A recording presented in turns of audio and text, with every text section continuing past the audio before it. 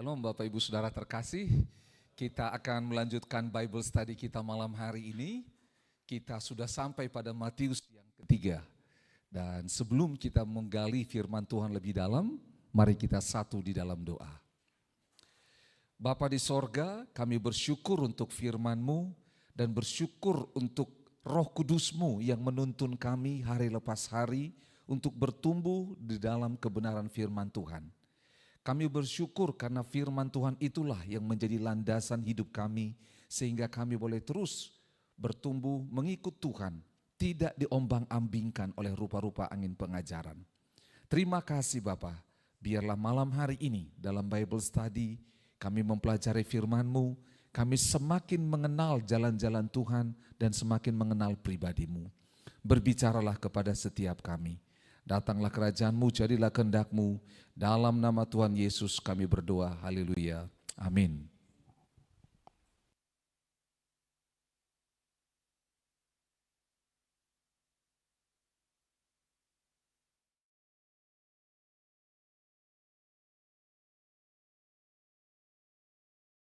Baca firman Tuhan di Matius pasal yang ketiga. Matius pasal yang ketiga kita akan baca ayat 1 sampai 12 dan bila waktu memungkinkan kita akan tembus sampai ayat 17. Mari kita baca di ayat yang pertama. Matius pasal 3 ayat 1. 1, 2 dan 3. Pada waktu itu tampillah Yohanes Pembaptis di padang gurun Yudea dan memberitakan, "Bertobatlah sebab kerajaan sorga sudah dekat."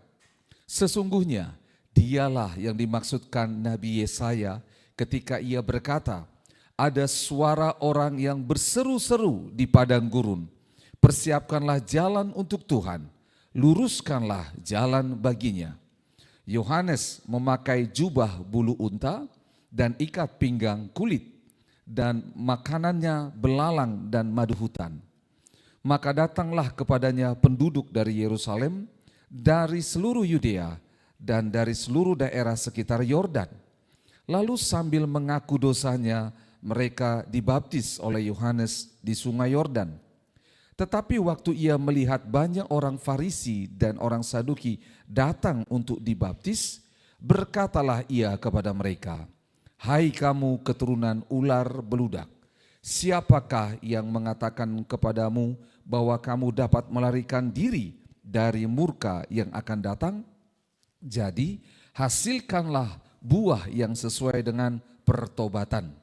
Dan janganlah mengira bahwa kamu dapat berkata dalam hatimu, 'Abraham adalah bapa kami,' karena aku berkata kepadamu, Allah dapat menjadikan anak-anak bagi Abraham dari batu-batu ini. Kapak sudah tersedia pada akar pohon, dan setiap pohon yang tidak menghasilkan buah yang baik pasti ditebang dan dibuang ke dalam api. Aku membaptis kamu dengan air sebagai tanda pertobatan.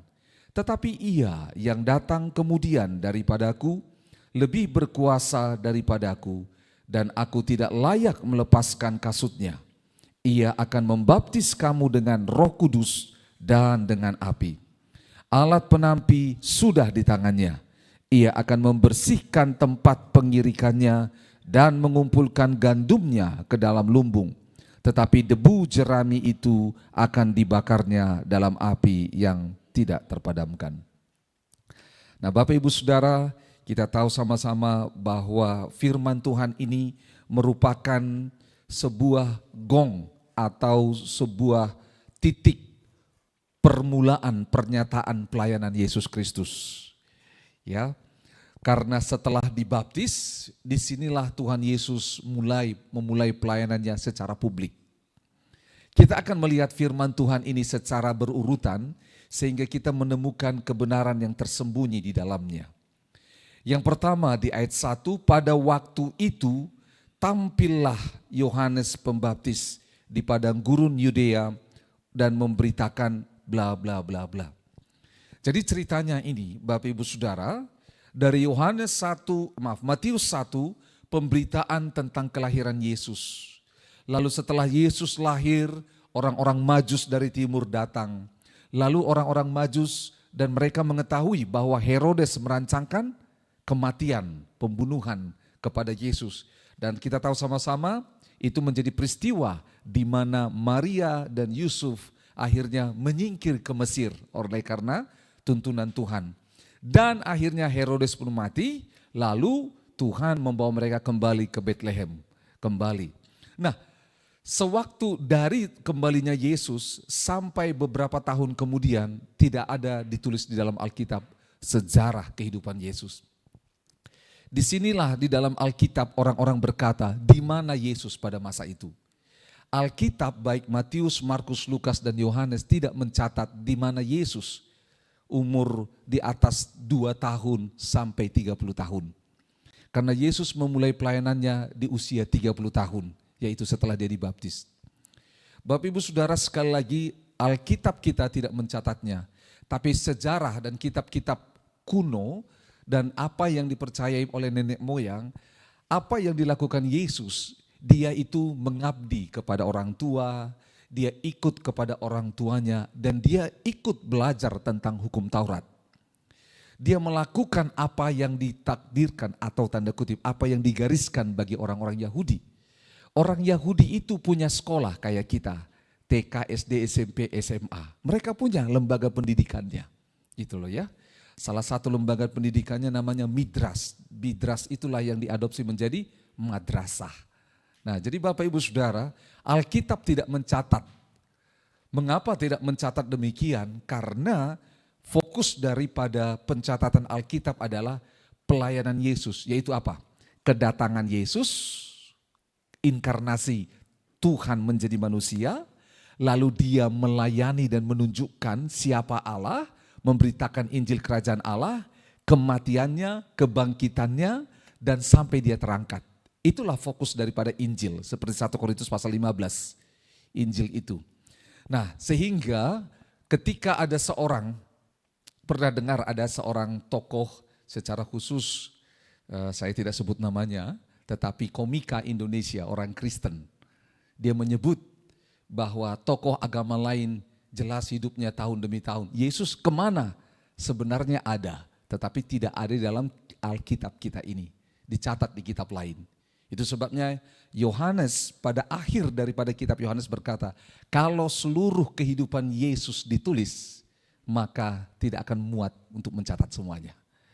Itu sebabnya kita bersyukur bahwa kehidupan Yesus dibingkai dengan kata Injil itu, yaitu pertama inkarnasi dia, Allah menjadi manusia, lalu bagaimana dia akhirnya menunjukkan ketaatan kepada Allah Bapa dengan cara melayani orang-orang, menjawab kebutuhan orang-orang, menceritakan dan membawa Injil Kerajaan Sorga, memberitakan jalan pengampunan, pertobatan, sampai dibayar dengan kematian, dia dikuburkan, kebangkitan, sampai dia naik kembali.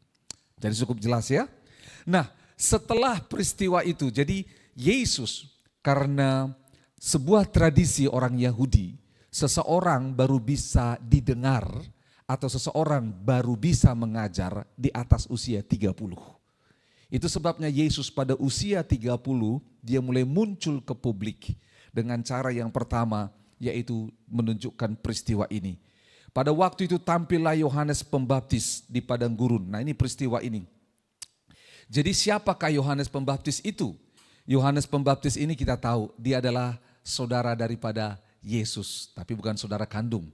Yohanes Pembaptis, bapaknya siapa? Zakaria, mamanya Elisabet. Perbedaan usia mereka ini tidak jauh, yaitu hanya 6 bulan. Karena kalau kita baca di kitab Lukas pasal 1 ayat 36, ketika Maria didatangi oleh malaikat Allah, dikatakan seperti ini, Lukas 1:36. Dan sesungguhnya Elisabet sanakmu itu, ia pun sedang mengandung seorang anak laki-laki pada hari tuanya. Dan inilah bulan yang ke-6 bagi dia yang disebut mandul itu. Jadi waktu Maria menerima pesan bahwa dia akan melahirkan Yesus Sang Mesias, dan pada saat yang bersamaan yang namanya Elisabet sudah mengandung Yohanes selama 6 bulan. Jadi usia mereka enggak jauh beda. Kenapa kita perlu tahu siapa Yohanes Pembaptis? Karena di Matius pasal 16 ditanya, menurut banyak orang siapakah aku? Mereka berkata, ada yang bilang kamu Yohanes Pembaptis. Ada yang bilang Elia. Dan nanti kita bahas. Nah yang pertama, kenapa dikatakan Yohanes Pembaptis? Karena Yesus membawa pesan yang diungkapkan oleh nubuatan dari Nabi Yesaya di ayat 2. Bertobatlah sebab kerajaan sorga sudah dekat. Sesungguhnya dialah yang dimaksudkan Nabi Yesaya ketika berkata, ada suara orang yang berseru-seru di padang gurun. Persiapkanlah jalan untuk Tuhan, diluruskanlah jalan baginya. Nah saya stop di sini dulu. Di ayat 2, bertobatlah. Mengapa Yesus sampai diidentikan dengan pertama Yohanes Pembaptis? Karena pesan daripada Yesaya ini digaungkan kembali oleh Yohanes Pembaptis. Inilah pesan yang disampaikan oleh Yesus. Ada 3 orang dalam Alkitab yang begitu jelas menyampaikan pesan pertobatan di Perjanjian Lama. Dan 2 di Perjanjian Lama, 1 di Perjanjian Baru. 3 dengan Yesaya. Kita tahu sama-sama sebelum Yesaya ada namanya, kalau saudara tahu, Elia. Dia datang kepada Ahab dan dia berkata, bertobatlah. Kalau tidak akan dituang balikan. Dia pergi. Lalu yang kedua ada Nabi Yunus. Dia datang ke Niniwe. Betul? Dan dia berkata, hai Niniwe, bertobatlah. Kalau tidak Tuhan akan turun dan menjungkir balikan. Selesai.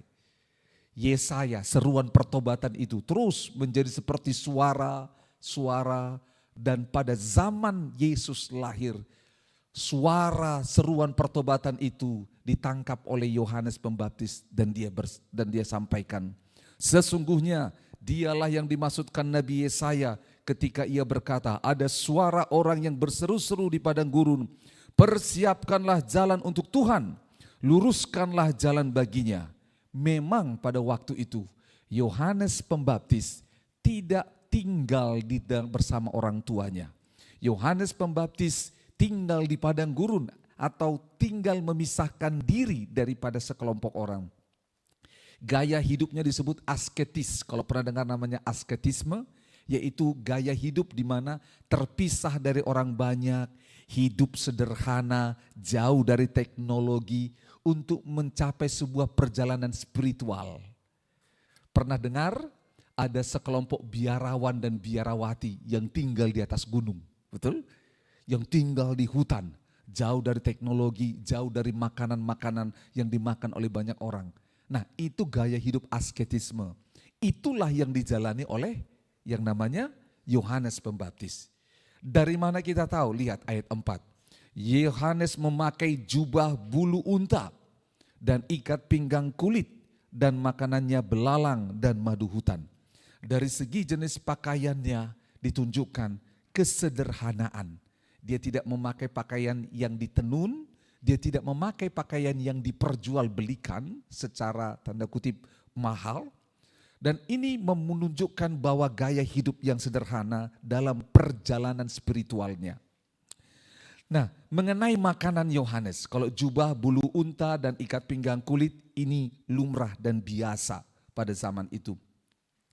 Saudara tahu di sini menarik, dan makanannya belalang dan madu hutan. Kalau madu hutan kita bisa cerna, betul? Nah, bagaimana dengan belalang? Nah, Bapak Ibu Saudara, di beberapa daerah di Indonesia ada orang yang makan belalang. Tapi apakah belalang yang dimaksud? Kalau Bapak Ibu lihat di dalam Imamat pasal 11 ayat 22. Imamat 11 ayat 22 dikatakan, inilah yang boleh kamu makan dari antaranya, belalang-belalang menurut jenisnya, yaitu belalang-belalang gambar menurut jenisnya, belalang-belalang kunyit menurut jenisnya, dan belalang-belalang padi menurut jenisnya. Ternyata ada belalang yang tanda kutip diharamkan, gak bisa dimakan, tapi ada juga belalang yang bisa dimakan. Nah pertanyaannya, apakah Yohanes Pembaptis makan belalang yang adalah hewan itu? Nah kalau kita, berarti dia ini bukan omnivora, pemakan daging, tapi pemakan belalang. Kita akan pikir, nah sebenarnya ada terjemahan yang lain. Kata belalang itu diterjemahkan dalam bahasa Yunani yaitu akris. Nah, akris ini ada dua pengertian. Pertama, serangga, belalang yang saya jelaskan tadi. Tetapi yang kedua, akris ini juga diterjemahkan dengan sebuah tumbuhan yang namanya belalang, yang memang di sana tumbuh. Nah, dia ini nama latinnya Serratonia siliqua. Nah, jadi kalau saudara bapak ibu googling makanan Yohanes Pembaptis, dia akan muncul. Ini seperti tanaman liar yang bisa tumbuh di berbagai tempat di daerah Timur Tengah di sana. Dan mudah didapatkan. Ini mirip seperti kacang kapri. Kalau saudara lihat di Indonesia ada kacang kapri yang besar yang hijau itu. Nah itu ya mirip. Nah ini kalau dikeringkan, ditumbuk bijinya itu bisa menjadi makanan, bisa minuman. Karena rasanya itu manis. Manis rasanya, jadi dia itu kaya serat, kalsium dan banyak vitamin di dalamnya. Inilah yang banyak disetujui oleh para teologis bahwa inilah yang namanya belalang yang dimakan Yohanes Pembaptis. Bukan belalang hewan, tapi belalang tumbuhan. Nah, tumbuhan ini yang dinamakan biji karop ini sangat mahal pada waktu itu. Bahkan dari karop inilah keluar kata, karop ini pada waktu itu saking mahalnya dijadikan menjadi salah satu standar penjualan transaksi pada waktu itu. Sehingga kata emas, ukuran emas kan bukan gram tapi karat. Karat ini kata dasarnya sama dengan karop itu, yang adalah belalang yang dimakan oleh Yohanes Pembaptis yang adalah tumbuhan. Nah saudara bapak ibu bayangkan, inilah terjemahannya. Sehingga kita paham, oh Yohanes Pembaptis bukan pemakan belalang yang dikatakan yang sering bapak ibu lihat lompat sana dan lompat sini. Dia memakan tumbuhan namanya belalang bukan seperti yang orang Asia pahami. Nah nangkap ya. Nah sehingga akhirnya sehingga nanti ketika bapak ibu saudara paham, oh itu. Jadi kita tahu makanannya. Jadi jangan berpikir makan belalang. Karena ada orang yang melihat kekristenan ini seperti kanibal. Belalang pun dimakan. Ya, gitu loh. Jadi sudah paham. Nah ayat 5. Maka datanglah kepadanya penduduk dari seluruh Yudea dan dari seluruh sekitar Yordan. Dengar baik-baik, dari Yerusalem, Yudea dan sekitar Yordan. Karena Yohanes Pembaptis membaptis orang banyak di sekitar daerah sungai Yordan. Oke, angkat kepala Bapak Ibu Saudara. Pada zaman dahulu, orang ketika dibaptis itu ada makna lainnya. Makna lainnya adalah untuk menjadi pengikut bagi sebuah pelajar atau pengajar, ikut kepada seorang pengajar, ikut kepada seorang rabi. Caranya adalah, kalau kita kan sekarang ini mendaftar, registrasi, betul? Dulu tandanya adalah dengan cara dibaptis. Jadi gurunya membaptis orangnya. Nah, orang-orang pada waktu itu sudah jenuh dengan yang namanya orang Farisi, ajaran-ajaran mereka. Nah, muncul Yohanes Pembaptis yang beda dengan orang-orang Farisi ini. Dan ajarannya beda. Dan orang-orang ketika mendengar Yohanes Pembaptis, hati mereka tertusuk dan mereka mau bertobat. Nah orang-orang inilah yang datang kepada Yohanes Pembaptis. Yohanes Pembaptis tidak berkhotbah di tengah kota. Yohanes Pembaptis tidak berkhotbah di sinagog. Dia berkhotbah seperti yang dikatakan di padang gurun dari tempat yang. Jadi orang-orang sudah bosan dengan pengajaran-pengajaran. Itu sebabnya Bapak Ibu Saudara, akan ada masa kalau gereja tidak dipenuhi dengan kebenaran, orang-orang akan bosan. Kalau gereja tidak dipenuhi dengan firman Tuhan yang diajarkan, dipenuhi dengan kata-kata motivasi, cerita lucu-lucu, stand up komedi, sesuka hatinya, maka gereja akan kosong, akan mencari pengajaran di luar sana. Itu sebabnya pada saat itu orang-orang di Yerusalem, di Yudea, mereka ini yang selama ini mencari kebenaran dan mendengar sesuatu yang berbeda. Apalagi Yohanes Pembaptis menyerukan ajaran yang disampaikan oleh Yesaya. Yesaya adalah nabi besar. Semua orang Yahudi mendengar ajaran Nabi Yesaya. Itu sebabnya ketika Yohanes Pembaptis meneriakkan firman itu yang terjadi ayat 6. Lalu sambil mengaku dosanya, mereka dibaptis oleh Yohanes di sungai Yordan. Jadi lihat, mereka mendengar pengajaran, mendengar firman, mendengar nubuatan Nabi Yesaya yang dibacakan, dan respon mereka apa? Bertobat. Saudara, ada banyak orang ketika dengar firman Tuhan tidak bertobat.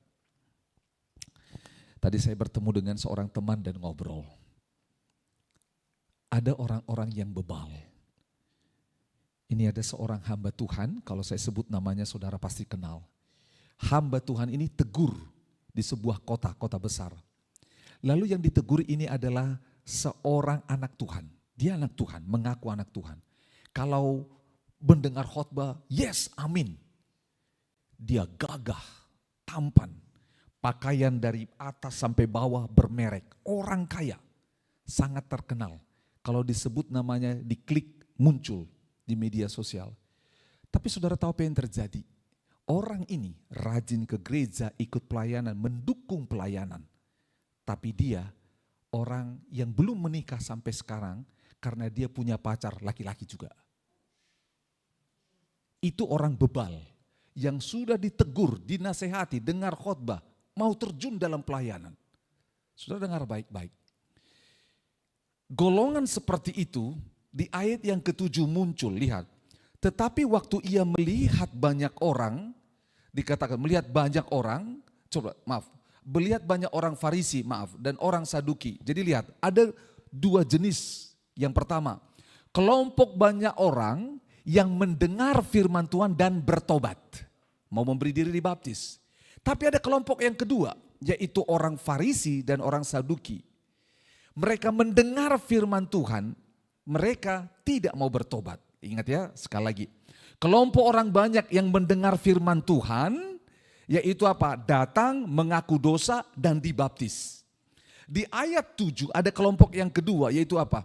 Mereka dengar firman, tetapi mereka tidak bertobat. Alkitab kita bahasa Indonesia kurang tepat menerjemahkan. Coba media munculkan. Tetapi waktu ia melihat banyak orang Farisi dan orang Saduki datang untuk dibaptis. Saudara, kalau media bisa munculkan King James Version, itu bukan mereka datang untuk dibaptis, tapi datang melihat baptisan Yohanes Pembaptis. Melihat baptisannya. Jadi mereka ini bukan golongan daripada seperti orang banyak tadi. Yang datang mendengar firman, bertobat dan memberi diri dibaptis. Nah, Alkitab bahasa Indonesia tidak menjelaskan, salah menerjemahkan. Saudara kalau datang di dalam Alkitab bahasa Inggris dikatakan come into his baptism. Jadi mereka datang untuk melihat baptisan Yohanes. Coba lihat di sana. But when he saw many of the Pharisees and Sadducees come to his baptism. Jadi orang Farisi dan orang Saduki itu datang untuk melihat baptisannya Yohanes. Bukan datang untuk dibaptis. Nah, hal ini diteguhkan, saudara lihat, hal ini diteguhkan di ayat 7 lanjutannya. Berkatalah ia, yaitu Yohanes Pembaptis kepada mereka, hai kamu keturunan ular beludak, dikatakan. Ya, oh generation of vipers. Di bahasa lain, generation of venom.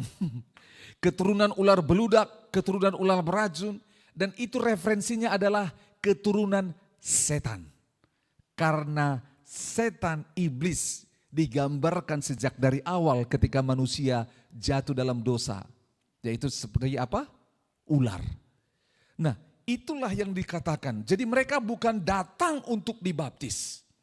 Mereka datang hanya untuk menyaksikan. Itu sebabnya.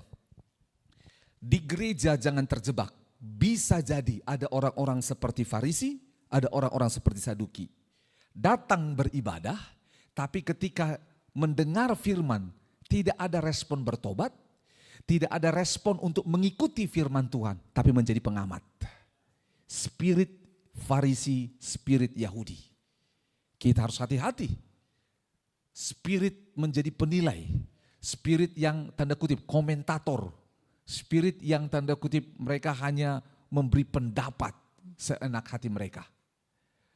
Kita harus jaga, karena kalau tidak, mereka ini adalah golongan orang yang beragama, tetapi mereka tidak mentaati firman Tuhan.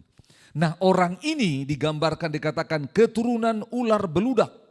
Siapakah yang mengatakan kepadamu bahwa kamu dapat melarikan diri dari murka yang akan datang? Saudara, kenapa Yohanes Pembaptis harus mengatakan ini? Saya akan jelaskan. Ayat 8 pertama menjadi jawabannya. Dikatakan, jadi hasilkanlah buah yang sesuai dengan pertobatan. Orang banyak itu mendengar firman menghasilkan buah pertobatan. Tapi orang Farisi, orang Saduki, mereka tahu kitab para nabi, mereka tahu kitab Taurat, tetapi mereka tidak bertobat. Lalu ayat 9, kenapa sampai dikatakan bahwa kamu dapat melarikan diri dari murka yang akan datang? Ayat 9. Dan janganlah mengira bahwa kamu dapat berkata dalam hatimu, Abraham adalah bapa kami. Karena aku berkata kepadamu, Allah dapat menjadikan anak-anak bagi Abraham dari batu-batu ini. Oke, begini artinya. Orang Yahudi secara khusus golongan Farisi dan Saduki, mereka berkata, kamilah bangsa pilihan Tuhan, kami pasti selamat. Karena kami keturunan Abraham. Kami dapat ditarik garisnya karena bagi Abrahamlah janji keselamatan itu. Itu sebabnya mereka memelihara hukum Taurat yang diterima oleh Abraham. Nah, mereka berkata, kami pasti selamat. Mereka melakukan dosa, mereka tebus dengan korban. Jadi nggak perlu taati firman Tuhan. Jadi mereka nggak perlu pertobatan. Mereka hanya perlu membayar yang namanya semua dosa. Makanya Matius 3 mencatat bagaimana Yohanes Pembaptis menerima perkataan Allah, kamu keturunan ular beludak. Kamu pikir kamu bisa lepas atau melarikan diri dari murka Allah. Karena orang Yahudi pikir murka Allah adalah bagi mereka non-Yahudi. Kami orang Yahudi tidak terima murka Allah. Makanya orang Yahudi itu secara khusus Farisi dan Saduki punya kesombongan rohani. Kami yang selamat, kalian akan mengalami murka Allah. Itu sebabnya muncullah perkataan ini bahwa Allah dapat menjadikan anak-anak bagi Abraham dari batu-batu ini. Ayat ini sangat familiar di telinga kita. Masih ingat ketika banyak orang menghalangi anak-anak datang kepada Yesus. Betul? Biarkan anak-anak itu datang kepadaku. Terus tiba-tiba ada lagi bagaimana waktu Yesus mau masuk ke Yerusalem. Orang-orang berteriak, Hosana, Hosana, betul? Lalu dibilang apa? Guru kasih diam. Apa kata Yesus? Kalau mereka diam, batu-batu ini pun bisa berseru, memuji, menyembah Tuhan. Saudara, artinya begini. Allah, dia sudah buktikan di perjanjian lama. Yaitu ketika bangsa Israel keluar dari Mesir dengan mujizat. Tetapi sepanjang perjalanan mereka mengeluh dan tidak mau bertobat, Tuhan habisi generasi itu. Betul? Makanya yang masuk ke tanah Kanaan adalah orang yang berusia 20 tahun yang lahir di padang gurun. Berulang kali Alkitab mencatat Allah membuktikan kasih dan kuasanya.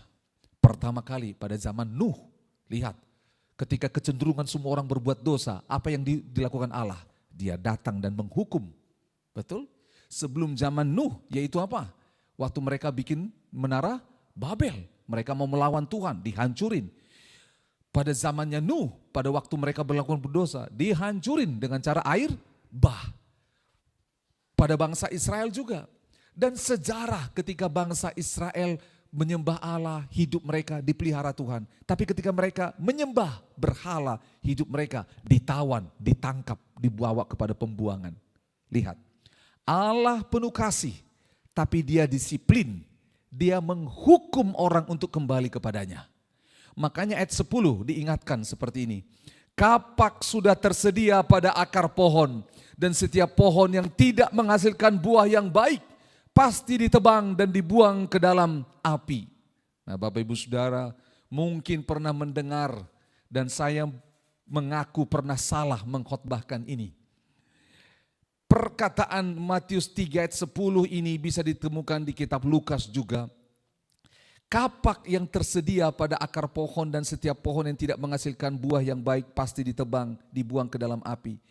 Perkataan ini bukan untuk orang banyak yang mendengar firman, bertobat dan memberi diri baptis. Tapi perkataan ini adalah kepada orang Farisi dan orang Saduki. Disinilah kita menerima yang namanya teologi keselamatan, di mana apa? Allah memilih kita dan kita selamat. Ketika Allah memilih kita menjadi selamat, tidak akan mungkin kita dipotong dan dibuangnya. Faham? Inilah yang dialami oleh Petrus. Sekalipun dia berdosa menyangkal namanya Yesus, lihat apa yang terjadi. Dia tidak dipotong dan dibuang. Tetapi dinantikan pertobatannya. Bagaimana dengan Yudas? Lihat, kalau dihitung dosanya, Yudas 1 kali, Petrus 3 kali, kalau dihitung jumlahnya. Tapi kita tahu bahwa Yudas sekalipun dia melayani Tuhan, tapi dia tidak dipilih untuk diselamatkan. Inilah yang dikatakan sudah tersedia, kapak sudah tersedia. Jadi para ahli, orang-orang Farisi dan orang Saduki ini sudah ditegur, hei dengar baik-baik. Karena mereka pikir kami punya pohon keselamatan, pohon keturunan dari Abraham. Hei dengar, di bawah pohon itu ada kapak. Dengar, nanti kau akan ditebang, dibuang ke dalam api. Mereka kaget. 11. Yohanes Pembaptis berkata, aku membaptis kamu dengan air sebagai apa? Tanda apa? Pertobatan. Itu sebabnya tadi orang banyak mendengar firman Tuhan, lalu dikatakan di ayat yang 6 mengaku dosa, lalu mereka memberi diri dibaptis. Jadi itu lihat, baptisan Yohanes Pembaptis adalah tanda pertobatan. Nanti kita akan lihat lebih menarik. Jadi mengapa Yesus harus dibaptis? Apakah dia berdosa sehingga dia perlu dibaptis dan bertobat? Karena kan baptisan Yohanes adalah tanda pertobatan. Sabar dulu. Banyak orang bermain di sini. Ini buktinya bahwa Yesus bukan Tuhan. Karena Yohanes membaptis dengan tanda pertobatan. Yesus dibaptis, berarti Yesus adalah manusia yang berdosa, perlu bertobat. Sabar bos. Kalau enggak ikut Bible study, enggak akan bisa jawab. Kita lihat sama-sama ayat 11. Aku membaptis kamu dengan air sebagai tanda pertobatan. Tapi ia yang datang kemudian daripadaku lebih berkuasa daripadaku. Dan aku tidak layak melepaskan kasutnya. Ia akan membaptis kamu dengan tanda kutip huruf besar Roh Kudus dan dengan api. Oke, saudara dengar baik-baik. Nanti kita akan bahas kenapa Yesus dibaptis, karena di bawah ada dijelaskan. Ia akan membaptis kamu dengan Roh Kudus dan dengan api. Menariknya di dalam Matius pasal 3 ini adalah, lihat, Yohanes Pembaptis di sini, dia menyuarakan sesuatu dari 700 tahun yang lalu. 700 tahun lebih. Karena Yesus lahir pada 700 tahun setelah Nabi Yesaya. Jadi 700 tahun sekian. Lalu dia menyatakan sesuatu bahwa akan datang yang lebih besar daripadaku. Dia akan baptis kamu dengan apa? Roh Kudus dan api. Ini belum terjadi. Jadi Yohanes Pembaptis sedang mengambil nubuatan di perjanjian lama dan mengungkapkan akan terjadi sesuatu. Kapan terjadi baptisan Roh Kudus? Yaitu ketika Yesus sudah terangkat ke sorga. Nah, ada 2 baptisan di sana. Baptisan Roh Kudus dan dengan api. Nah, satu sisi, orang golongan tertentu berkata baptisan api ini adalah baptisan yang tanda kutip seperti yang namanya Nabi Elia. Nabi Elia ketika terangkat ke sorga, apa yang dilihat Elisa? Ada kereta berapi naik dan waktu itu akhirnya jubah Elia jatuh dan Elisa mendapat pengurapan double porsi, betul? 2 kali lipat. Golongan teologi tertentu mereferensikan yang namanya dibaptis dengan api untuk itu. Makanya saya pernah ikut sebuah gereja, aku membaptis kamu gitu loh kan. Terimalah baptisan api. Waktu itu saya mulai mencerna baptisan api ini apa. Oke, dia ajarkanlah tujuannya untuk mendapat pengurapan 2 kali lipat. Tetapi itu satu pandangan teologi. Pandangan teologi lain yang lebih dekat kepada firman, baptisan api di sini ada 2. Yang pertama yaitu dibaptis dengan api, yang pertama adalah untuk mentahirkan, menyucikan. Betul? Berulang kali sejak zaman perjanjian lama, Allah menggunakan api untuk apa? Mentahirkan, menyucikan, membersihkan. Betul? Nah, itu sebabnya sekalipun kita sudah terima Yesus sebagai Tuhan dan Juru Selamat, sekalipun kita menerima karya Yesus, kematian dia di atas kayu salib, maka apa yang terjadi? Yesus tetap, Allah tetap menginginkan kita untuk dimurnikan, untuk dibersihkan. Itu sebabnya kata pengudusan itu dipisahkan, tetapi juga artinya pemurnian. Makanya menarik, orang Kristen ketika berkata menerima Yesus Tuhan sebagai Tuhan Juru Selamat, dia dosa-dosanya, dosa masa lalu, dosa turunan diampuni. Tetapi butuh Tuhan dengan firman dan api Tuhan menyucikan tabiat-tabiat dosa, pikiran-pikiran dosa, kecenderungan-kecenderungan. Inilah yang katakan dibersihkan. Seperti Yohanes pasal 15. Setiap ranting yang melekat padaku, diapain? Dibersihkan supaya lebih banyak buahnya. Itu baptisan api yang pertama, yang dibaptis dengan api. Lalu yang kedua, dibaptis dikatakan dia akan membaptis kamu dengan api. Karena ia ini adalah Yesus. Ingat baik-baik, ia ini digambarkan dengan Yesus yang adalah Tuhan. Nah, dikatakan yang kedua adalah api murka Allah pada akhir zaman nanti. Akan datang api murka Tuhan. Saudara, jelas penghakiman Allah itu artinya baptisan api yang kedua. Yaitu murka Allah. Seperti Sodom dan Gomora yang sudah dibilang bertobat enggak mau, akhirnya turunlah api murka Allah. Inilah yang dikatakan baptisan yang kedua. Nah, itu sebabnya 2 golongan pendapat ini yang berputar di sekeliling baptisan api itu. Nah, tetapi yang dekat secara teologis adalah yang pertama tadi, baptisan api yang dimaksud adalah pemurnian untuk membersihkan supaya lebih banyak buah. Dan baptisan yang kedua tentang api ini adalah murka Tuhan yang akan datang. Nah, dilanjutkan. Ini menegaskan bahwa ini adalah pemurnian, pembersihan dan juga murka Allah. Makanya dikatakan ayat 12. Alat penampi sudah di tangannya. Ia akan membersihkan tempat pengirikannya dan mengumpulkan gandumnya ke dalam apa? Lumbung. Tetapi debu jerami itu akan apa? Dibakarnya dalam api yang tidak terpadamkan. Nah, api yang tak terpadamkan ini dekat dengan kata api yang di atas. Itulah yang dikatakan murka Allah. Jadi alat penampi itu berbicara tentang api yang pertama tadi, yaitu apa? Pemurnian. Saudara, di kampung kami orang Batak, kalau beras ditampi, orang Toraja juga gitu ya. Cik, cik, cik, cik. Betul? Ya? Apa yang terjadi waktu diangkat begini, debu-debu dan semuanya.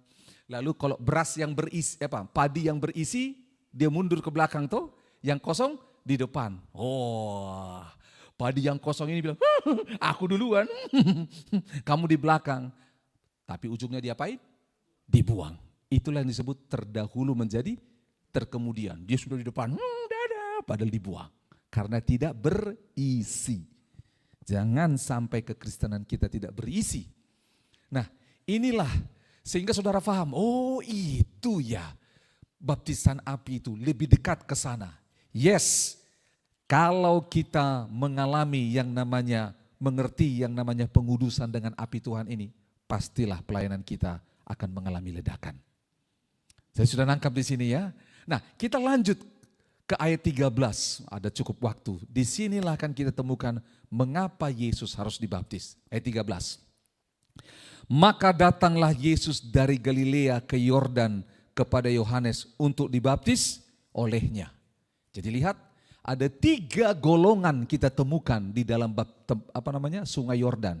Yang pertama, golongan orang banyak dari Yerusalem, Yudea dan sekitar sungai Yordan yang mendengar firman dan bertobat lalu memberi diri dibaptis.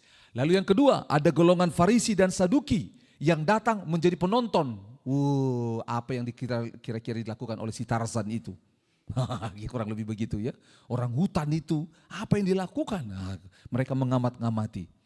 Tetapi ada satu pribadi, dan pribadi ini datang setelah Yohanes Pembaptis berkata, setelah aku akan datang seorang yang lebih besar daripada aku. Aku tidak layak melepaskan kasutnya. Lihat apa yang terjadi. Yesus datang, ayat 14. Tetapi Yohanes mencegah dia. Katanya, akulah yang perlu dibaptis olehmu. Dan engkau yang datang kepadaku. Lihat, Yohanes Pembaptis sudah tahu bahwa Yesus adalah Mesias. Dari mana Yohanes Pembaptis tahu bahwa Yesus adalah Mesias? Yang pertama, kita tahu karena sejak dari kelahirannya. Maria Elizabeth. Saudara lihat apa yang terjadi. Bahkan ketika yang namanya, kalau saudara baca di kitab Lukas, bayi Yesus dalam kandungan Maria, dan bayi Yohanes Pembaptis dalam kandungannya siapa? Elizabeth. Waktu ketemu, boom, lompat. Gitu loh. Dan sudah diajarkan kepada Yohanes Pembaptis bahwa ini, Yesus ini adalah Sang Mesias. Itu yang pertama. Tapi yang kedua juga, pasti diwahyukan oleh Roh Allah kepadanya. Dialah. Terus dibilang, akulah yang perlu dibaptis olehmu, dan engkau yang datang kepadaku. Karena semua, lihat ya, yang datang, lihat apa yang terjadi. Orang dari Yerusalem, Yudea, sekitar sungai Yordan datang kepadanya. Orang Farisi Saduki datang. Lalu Yesus datang. No. Yohanes Pembaptis tahu diri, aku yang harus datang. Saudara dengar baik-baik. Aku yang harus datang. Inilah kali kedua Allah menunjukkan dirinya sama seperti Allah yang selama ini dicari manusia tidak bisa ditemukan. Allah yang datang ke dunia menjadi manusia dalam rupa Yesus. Yesus ini adalah Allah yang datang. Makanya lihat, kepada Yohanes Pembaptis pun dia datang. Dia datang. Semua Allah bangsa-bangsa lain, manusia yang datang kepadanya. Hanya Allah kita yang menunjukkan dia yang datang kepada manusia. Itu sebabnya betapa rendah hatinya dia. Lalu ayat 15. Karena Yesus itu adalah Sang Mesias, Sang Pengajar, maka Yohanes Pembaptis berkata, aku yang harus datang kepadamu. 15. Lalu Yesus menjawab, katanya kepadanya, biarlah hal itu terjadi, karena demikianlah sepatutnya kita menggenapkan seluruh kehendak Allah. Dan Yohanes pun menurutinya. Jadi lihat, Yesus dibaptis bukan karena dia berdosa. Tetapi apa? Untuk menunjukkan jalan. Karena begini, ingat baik-baik, golongan pertama adalah orang-orang yang merasa mereka berdosa. Ketika mendengar firman Tuhan, maka mereka apa? Bertobat dan dibaptis. Tapi ada golongan kedua, yang begitu rohani, tidak berdosa, tidak perlu dibaptis. Yesus adalah orang yang lebih rohani dari mereka semua, tidak berdosa, tapi bilang apa? Biar aku dibaptis. Dia sedang memberikan contoh. Itu sebabnya ketika Yohanes 14 berkata, Yesus itu adalah jalan, kebenaran, dan hidup. Dia sedang memberikan contoh, memberikan jalan. Dia sedang bilang, hei orang Farisi, hei orang Saduki, ini ikut teladanku. Lihat, aku yang adalah Allah datang dan memberi diri dibaptis. Orang Farisi Saduki dengan sombongnya, kami keturunan Abraham. Itu sebabnya kita tahu berulang kali Yesus berkata bahwa Yesus dia ini lebih besar daripada siapa? Nenek moyang mereka Abraham. Nah jadi itulah yang dilakukan oleh Yesus, yaitu apa? Dia dibaptis bukan karena dia berdosa, tetapi untuk memberikan apa? Teladan. Dengar, karena semua manusia sudah berdosa, tidak ada teladan yang sempurna. Nabi pun berdosa dan jatuh. Raja yang dipilih Tuhan yang mereka agungkan, Raja Daud pun jatuh. Raja Salomo, semua nabi berdosa. Tapi dia, sehingga dia menjadi contoh yang bisa diteladani. Karena seharusnya Orang Farisi dan Saduki yang adalah keturunan Lewi, merekalah yang harus menunjukkan keimamatan. Tapi mereka tidak berhasil, maka Yesus datang menunjukkannya. Sudah paham ya? Nah, makanya Yohanes pun menurutinya. Yohanes menurutinya. Kalau saudara baca di kitab Markus pasal 1 ayat 9 sampai 11, atau kita buka coba sama-sama Markus 1 ayat 9 sampai 11. Ada hal yang menarik di sini. Lihat Markus 1 ayat 9-11. Pada waktu itu datanglah Yesus dari Nazaret di tanah Galilea dan ia dibaptis di sungai Yordan oleh Yohanes. Pada saat ia keluar dari air, ia melihat apa?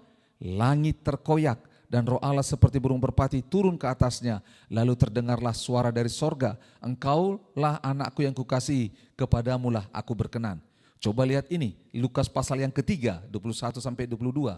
Ini menarik, nanti saya akan jelaskan. Lukas pasal 3 ayat 21 sampai 22. Lukas pasal 3 ayat 21 sampai 22. Ketika seluruh orang banyak itu telah dibaptis dan ketika Yesus juga dibaptis dan sedang berdoa, terbukalah langit dan turunlah Roh Kudus dalam rupa burung merpati ke atasnya dan terdengarlah suara dari langit. Engkaulah anakku yang kukasihi, kepadamulah aku berkenan. Terakhir, Yohanes 1 ayat 32 sampai 34. Yohanes 1 ayat 32 sampai 34. Oke. Kita baca, dan aku sendiri pun mula-mula tidak mengenal dia, tetapi untuk itulah aku datang dan membaptis dengan air supaya dinyatakan kepada Israel. Ayat 31, 32. Dan Yohanes memberi kesaksian katanya, aku telah melihat roh Tuhan, roh turun dari langit seperti merpati dan ia tinggal di atasnya. Dan aku pun tidak mengenalnya, tetapi dia yang mengutus aku untuk membaptis dengan air telah berfirman kepadaku, jikalau engkau melihat roh itu turun atas seseorang dan tinggal di atasnya, dialah itu yang akan membaptis dengan apa? Roh Kudus. Dan aku telah melihatnya dan memberi kesaksian, ia inilah anak Allah. Saudara, kita kembali ke kitab Matius pasal yang ketiga. Ini menarik, mengapa Matius mencatat, Markus mencatat, Lukas mencatat. Saudara dengar baik-baik, mereka, kita tidak tahu persis apakah mereka hadir di situ. Tetapi sumber utama dari peristiwa ini siapa? Yohanes Pembaptis. Menariknya, coba, saudara lihat saya. Coba lihat saya ke depan. Menurut saudara yang saudara lihat, buku warna merah yang saya angkat ini ada di sebelah kiri atau sebelah kanan? Saudara akan lihat ini di sebelah kanan, betul? Saya lihat ini sebelah mana? Kiri, oke. Dua orang yang berbeda, dua pihak yang berbeda, wajar melihat bahwa itu berbeda. Tetapi kalau satu orang pasti melihatnya sama.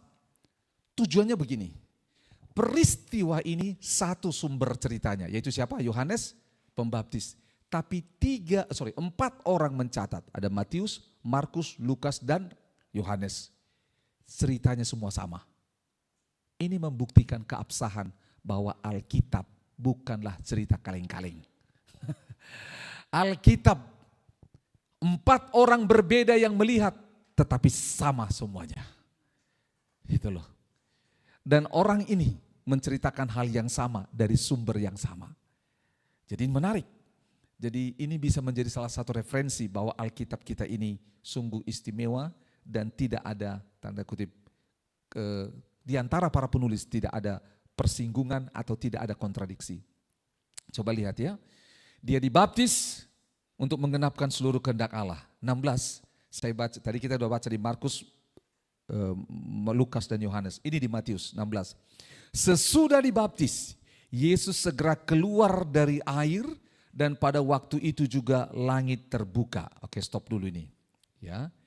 Inilah yang digunakan oleh kaum Injili bahwa Yesus itu dibaptis dengan diselam karena keluar dari air.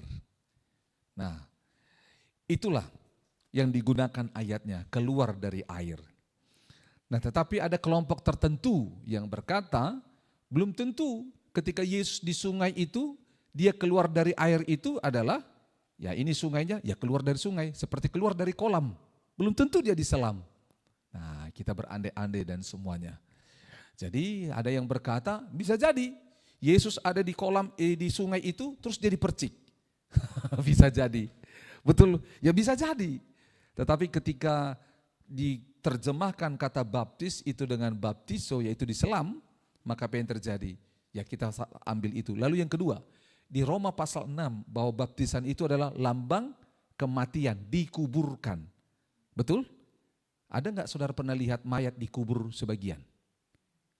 Jadi hanya kakinya di dalam, tubuhnya di atas. Enggak ada. Itulah yang membuat kita mengerti bahwa baptisan itu adalah lambang kematian, diselamkan semuanya. Oke. Lalu dikatakan di sini, lihat peristiwanya. Pada waktu itu juga langit terbuka dan ia melihat Roh Allah seperti burung merpati turun ke atasnya. 17. Lalu terdengarlah suara dari sorga yang mengatakan, inilah anakku yang kukasihi, kepadanya lah aku berkenan. Oke, stop. Di sini peristiwa Allah Tritunggal itu terlihat. Betul? Lihat. Ada yang dikatakan roh Allah seperti apa? Burung merpati. Itu yang pertama. Yang kedua, terdengar suara dari sorga yang berbicara. Inilah anakku. Berarti ada Allah Bapa. Dan Yesus itu adalah sang anak.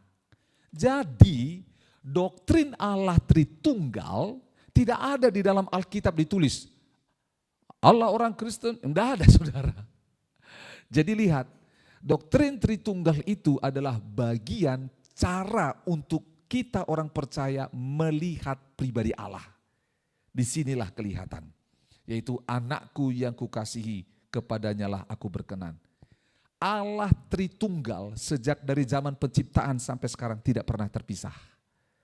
Waktu penciptaan, Allah menciptakan bumi, dia berfirman, roh Allah melayang. Itu. Di sini juga dalam peristiwa baptisan. Nah jadi kita tidak bisa, tanda kutip, menyangkali. Karena Allah yang sendiri berkata, inilah anakku. Betul? Bukan Yohanes yang berkata, ini anakku. Lalu nanti kita akan bahas, Yesus juga berdoa mengajar kepada banyak orang. Memanggil Allah dengan sebutan apa? Bapakku. Coba lihat. Itu sebabnya doktrin Allah Tritunggal ini adalah cara kita untuk memahami mengapa Allah disebut Bapa, mengapa Allah itu disebut anak, mengapa Allah itu disebut Roh Kudus. Nah, tujuannya adalah untuk kita bisa mencerna melihatnya. Nah, itu sebabnya dalam peristiwa baptisan ini kita bisa pakai untuk kita bisa melihat bagaimana Yesus adalah bagian daripada Allah Tritunggal itu. Atau bukan bagian, Yesus adalah Allah Tritunggal itu. Sebabnya Bapak Ibu Saudara, ketika di Matius pasal 28, pergilah jadikanlah semua bangsa muridku dan baptislah mereka dalam nama apa? Bapa, Anak dan Roh Kudus. Nah, disebutkan bersama-sama.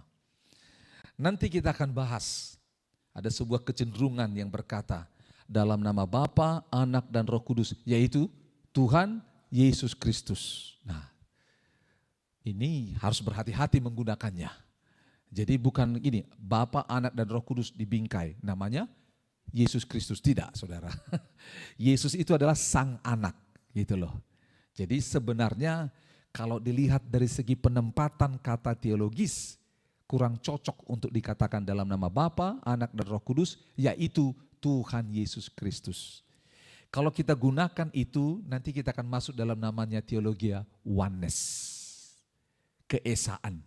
Jadi Tritunggal itu esa, yaitu siapa? Tuhan Yesus. Nah, ini perdebatan panjang. Nah, itu sebabnya Bapak Ibu Saudara kita lihat. Nah, kita sudah sampai kepada akhir daripada Matius pasal yang ketiga. Nah, ini menarik. Saudara, oleh sebab itu ada 3 poin yang kita bisa ambil. Ingat, ada Bible Study, ADA, yaitu Aku dan Alkitab. Wah, ayat demi ayat. ADA. Lalu selanjutnya adalah arti dan aplikasi. Jadi kita udah bahas tadi aplikasinya. Yang pertama, belajar dari Yohanes Pembaptis, yaitu apa? Ketika hidupnya dikhususkan bagi Allah, maka Allah memakai dia. Orang yang memberi diri dikhususkan bagi Allah. Artinya begini, yang memberi effort, dia mencari Tuhan, dia menghususkan diri, tidak mau dicemari dengan dunia ini. Dia akan dipakai Allah. Saudara pelajar, mahasiswa yang bekerja, berkeluarga. Tapi kita memberikan hidup kepada Tuhan, maka Allah, kita menjaga kekudusan Allah dalam diri kita, maka Allah akan memakai hidup kita. Karena Allah itu kudus, dia tidak akan berbicara di dalam kekudusannya kepada hal yang najis. Gitu loh. Jadi oleh sebab itu dorongan dari belajar dari Yohanes Pembaptis adalah berilah diri kita dikuduskan, dipakai oleh Tuhan. Ingat baik-baik, apakah Yohanes Pembaptis sempurna? Tidak. Makanya dia berkata kepada Yesus, aku yang harusnya kamu membaptis. Betul? Di mata semua orang melihat Yohanes Pembaptis sempurna. Tidak. Dia sadar diri, dia bilang, aku gak cocok, aku gak layak. Gitu loh. Jadi artinya apa? Kita semua sedang ada dalam proses pemurnian, proses pembersihan, untuk kita boleh dipakai Tuhan untuk menyerukan bahwa dikatakan di sana Tuhan akan datang. Nah ini pesan yang kedua. Yang pertama tadi kita adalah memberi diri sebagai orang yang dipakai Tuhan. Yang kedua adalah pesan yang harus dibawa sebagai orang percaya. Pesannya adalah semua kita ini hari ini, pelayanan Yohanes Pembaptis adalah mempersiapkan jalan untuk Tuhan datang pertama kali, yaitu Yesus. Oke? Sekarang saudara dan saya adalah Yohanes Pembaptis era terkini yang mempersiapkan kedatangan Yesus yang kedua kali. Ingat baik-baik. Peran Yohanes Pembaptis pertama sudah selesai, yaitu menghadirkan Yesus di muka bumi yang kita tahu dengan peristiwa Natal. Peran kita adalah mempersiapkan, meluruskan jalan sampai Yesus datang yang kedua kali. Mengapa dikatakan luruskan jalan, timbunlah yang namanya apa? Lembah-lembah ditimbun, diluruskan jalan. Ini berbicara tentang apa? Hati yang bengkok, kebenaran yang dibengkokkan, semuanya. Itu sebabnya saudara dan saya harus menjadi, dikatakan dari ayat ini, menjadi suratan nubuatan yang berbicara. Ketika orang lihat hidup Ibu Erni, mereka sadar, oh aku perlu bertobat. Aku perlu meluruskan hatiku, meluruskan pikiranku. Gitu loh. Kitalah orang yang mengingatkan kedatangan Tuhan yang kedua. Gitu ya. Tadi dari Yohanes Pembaptis pribadi kita dikuduskan. Yang kedua pesannya. Oke, pesannya. Yang ketiga aplikasi yang kita ambil adalah kerendahan hati. Lihat, ini nilai yang sangat istimewa. Bagaimana yang namanya Yohanes Pembaptis dan bagaimana pribadi Yesus yang begitu rendah hati. Begitu rendah hati. Dia mau dibaptis. Bukan bicara soal strata. No, tetapi apa? Menggenapkan kehendak Allah. Jadi butuh kerendahan hati untuk menggenapi kehendak Allah. Orang yang tidak rendah hati tidak akan bisa menuruti kehendak Allah. Sehingga akhirnya apa yang terjadi? Bagi orang yang menuruti kehendak Allah akan ada reward, yaitu apa? Ada pujian dari Allah Bapa. Jadi dengar, ketika hidup kita dipersiapkan, dikuduskan, hidup kita dibentuk, hidup kita akhirnya menjadi pembawa pesan Tuhan. Apa pesan Tuhan? Yang kedua, pesan Tuhan adalah yaitu pesan pertobatan. Meluruskan setiap kebenaran yang bengkok, hati dan pikiran yang salah. Dan yang terakhir yaitu kerendahan hati. Lihat apa yang terjadi, kerendahan hati. Yohanes Pembaptis, melepaskan kasutnya pun aku tidak layak. Betapa agungnya Yesus itu. Tapi Yesus itu yang datang. Itu sebabnya kelompok orang-orang berdosa hanya akan bisa melihat Allah ketika kita gereja seperti Yohanes Pembaptis datang pada mereka. Datang kepada teman-temanmu di sekolah, datang kepada teman-teman di kampus, datang kepada teman-teman kita di kantor, datang kepada orang di sekeliling kita, dengan rendah hati kita datang dan bilang apa? Yuk kita menggenapkan kehendak Allah. Apa kehendak Allah? Kita bertobat. Bertobat. Itu kehendak Allah. Puji Tuhan. Saya berharap kebenaran firman Tuhan ini memberkati kita sekalian. Mari kita satu dalam doa. Bapa di sorga, kami bersyukur hari ini kami belajar tentang mempersiapkan jalan akan kedatangan-Mu. Engkau sudah memberikan Yohanes Pembaptis sebagai pola untuk kedatangan-Mu yang pertama. Dan eranya sudah selesai. Hari ini kami terima panggilan itu sebagai Yohanes Pembaptis di zaman ini.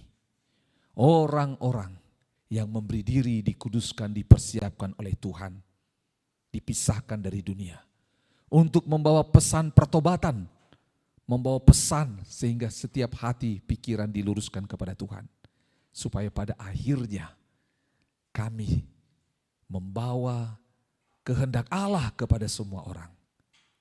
Tuhan terima kasih. Kami mohon setiap kami yang mendengar firman Tuhan ini, kami belajar mempersembahkan hidup kami kepadamu. Kami tidak sempurna seperti Yohanes Pembaptis. Kami banyak kekurangan, tetapi Engkau menyediakan cara untuk memperlengkapi, membersihkan kami. Tuhan terima kasih. Kami bawa pesan pertobatan ini, pertama kepada orang-orang berdosa yang belum mengenal-Mu. Tetapi yang kedua kepada orang-orang yang sudah mengenal-Mu namun belum bertobat. Supaya murka Tuhan tidak tercurah, tidak jatuh bagi mereka. Terima kasih Bapa. Dan terakhir kami berdoa, urapilah kami dengan kerendahan hati seperti Engkau Yesus. Tuhan tolong kami. Sebab hanya dengan kerendahan hati kehendak Allah digenapi. Terima kasih Bapa. Kami bersyukur. Terima kasih Tuhan. Terima kasih untuk firman-Mu. Sekali lagi kami berdoa, persiapkanlah kami gereja-Mu, anak-anak Tuhan di akhir zaman ini. Sebagai Yohanes Pembaptis di akhir zaman ini. Untuk mempersiapkan kedatangan-Mu yang kedua kali. Terpujilah nama-Mu, dalam nama Tuhan Yesus Kristus kami berdoa. Haleluya. Amin. Puji Tuhan.